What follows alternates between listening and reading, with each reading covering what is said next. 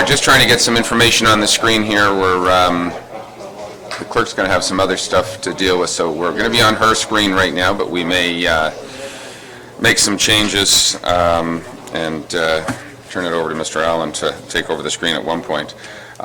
First thing I'd do is thank you all for coming. I'd like to call this special Committee of the Whole meeting to order on Friday, January 24th. I'd acknowledge there is no supplementary agenda, I don't believe, so thank you very much.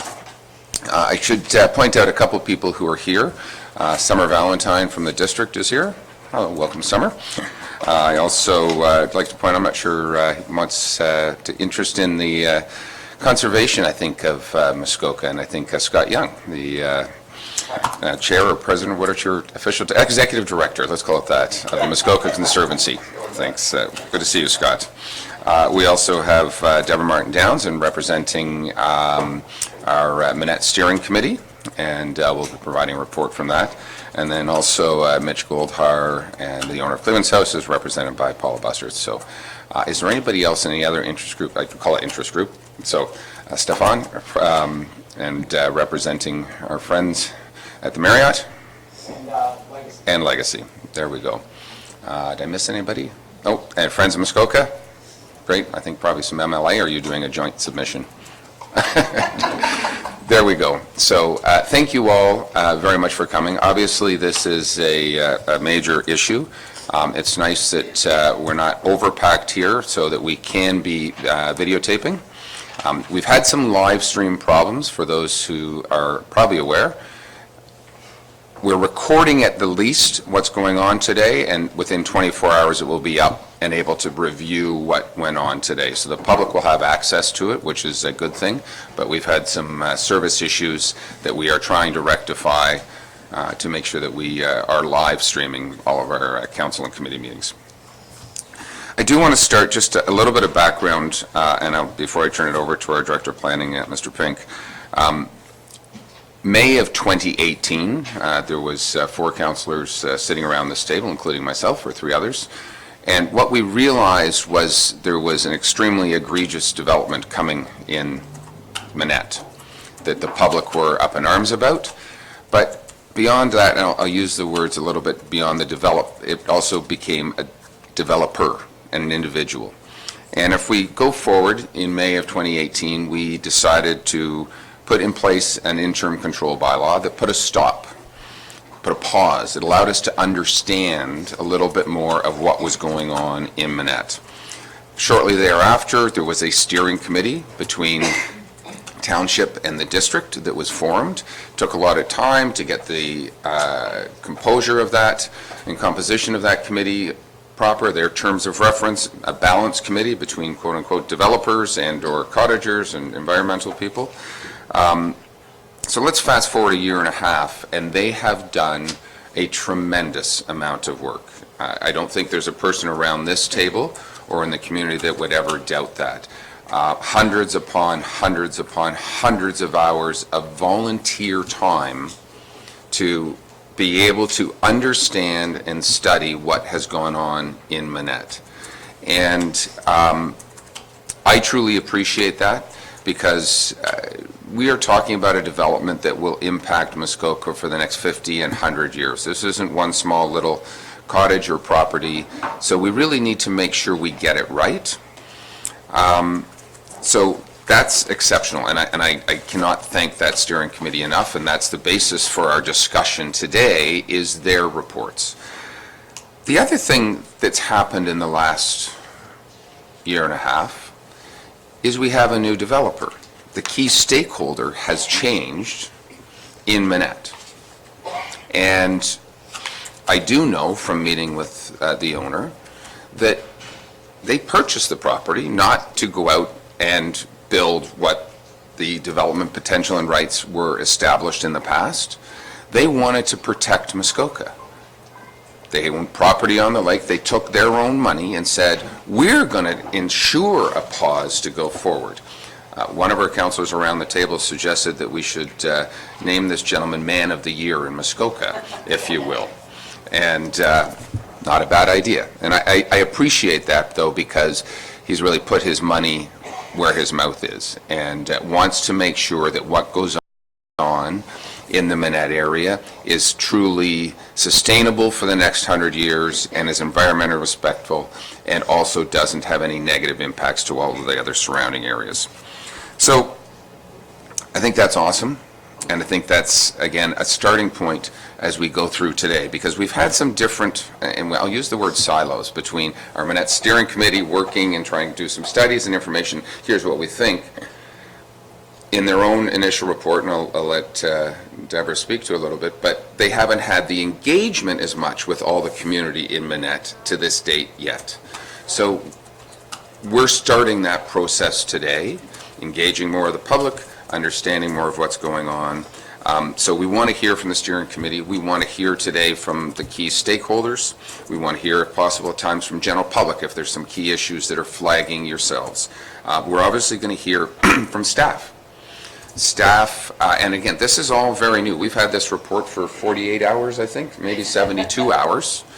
And there's still some outstanding studies that haven't been confirmed and understood. But we need to make sure we get this right. And I think that every councillor around this table is in favor of making sure we get this right. So with that, I'll look to David again. You know, we want to all work together.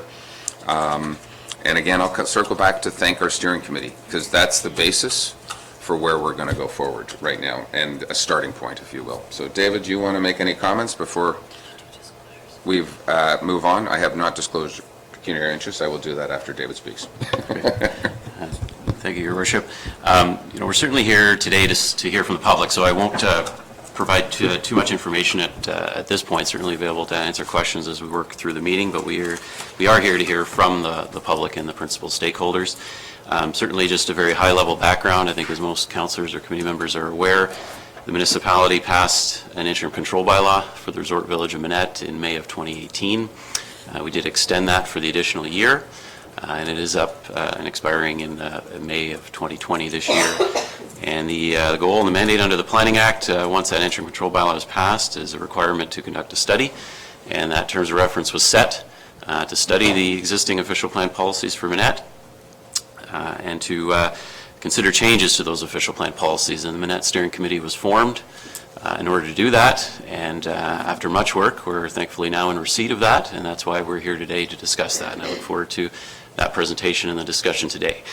The only other thing I'd add, I think it's certainly, I would be remiss if I did not also personally say thank you to the Minett Steering Committee.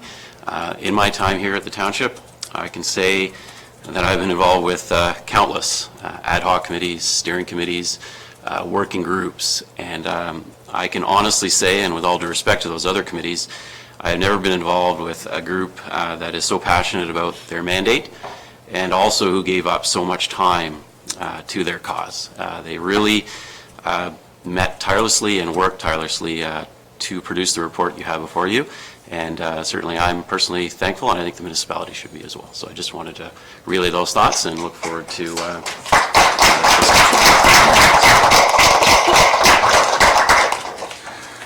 Thank you, David. I will ask council, is there any pecuniary interest today? Anything we're discussing? Madam Clerk, you're satisfied? There are none. Thank you. There we go. So I think probably, as opposed to, we've seen the report, we understand the report. The report is basically the Minett Steering Committee's report. I don't think council or committee of the whole today that we really need to go through line by line at this particular point, but I think probably I'm going to suggest that we turn the podium over to Deborah to take us through the report from your perspective, and help council and help the public understand. So welcome.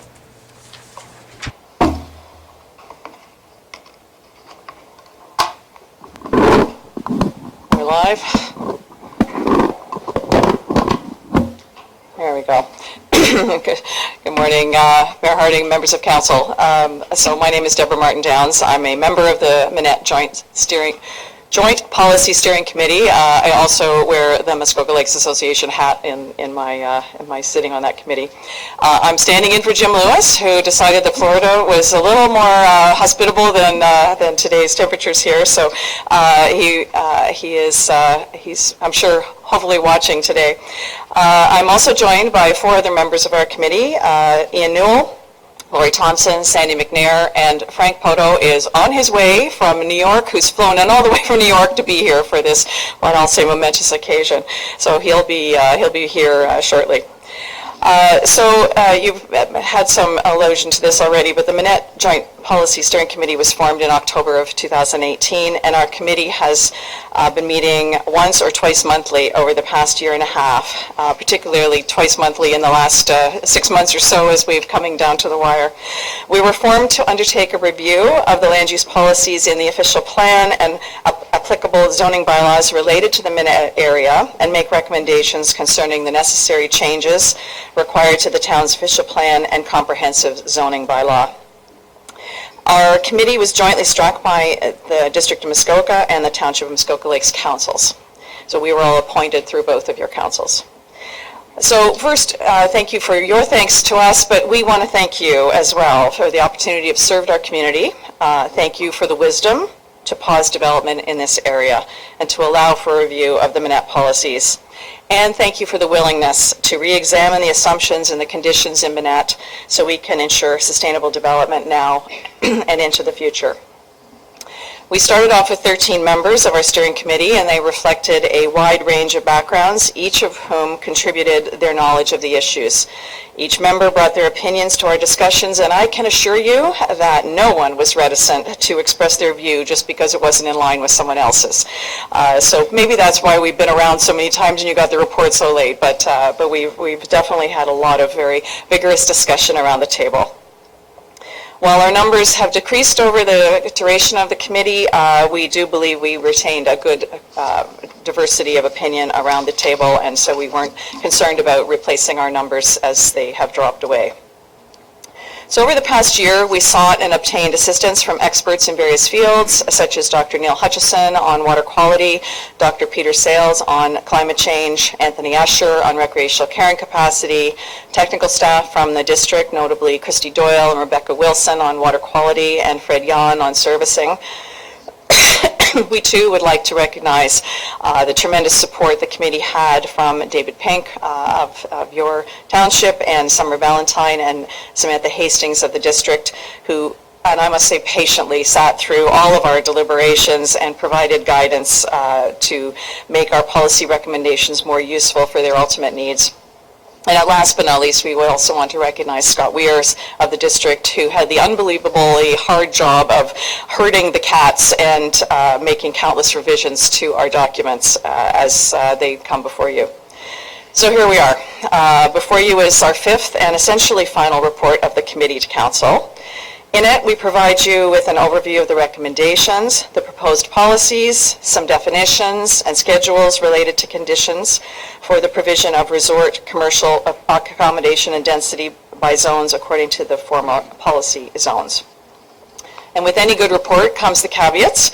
We are not planners, and as such, the wording in the policies as proposed to you is not always the best, and developing wording by committee is never ideal. And already, as I reviewed it in the last 48 hours, I thought things, oh no, that's got to change, or that didn't get edited out. So we leaving the words aside, we know the intent is clear behind the policies, and that's what we really want you to focus on today. Similarly, the numbers that we've included,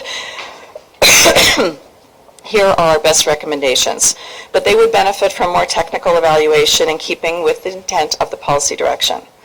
None of these recommendations have been discussed with the stakeholders in the Minett area, and none were intended to limit good planning, again, keeping it with the intent of the policy recommendations. Well, we're hoping to be able to work towards full consensus on all of our recommendations. On a few points, we've had to recognize that the committee was not able to achieve full consensus. On these issues, we've communicated the majority position as our recommendation and articulated any dissenting perspectives. It's not my intent to go through the entire report in detail, you'll be happy to know, but more to highlight the policy sections and our rationale for the suggested policy direction. Excuse me, I'm still recovering from that horrible cold that went around over Christmas. The policy document starts with a high-level description of what Minett should be. For reasons related to servicing, access, topography, and the preservation of the natural state of the area, it is recommended that the OP alter the designation of Minett from a resort village to a tourist and recreation-focused special policy area. So this is a significant change, and we wanted to make sure you understood why we moved to that designation. The original resort village designation envisioned a planned community, including residential and resort development. Proposals had been advanced by landowners that showed significant waterfront development. So our rationale for downgrading it to a special policy area is that there are 3 other resort villages in Muskoka. When compared to Minett, each of these 3 other resort villages, associated with Deerhurst, Taboo, and Muskoka Bay, have superior access to 4-lane highways, the airport, the labor market, hospitals, schools, retailers, and other services. They have approved expansion plans in place and municipal water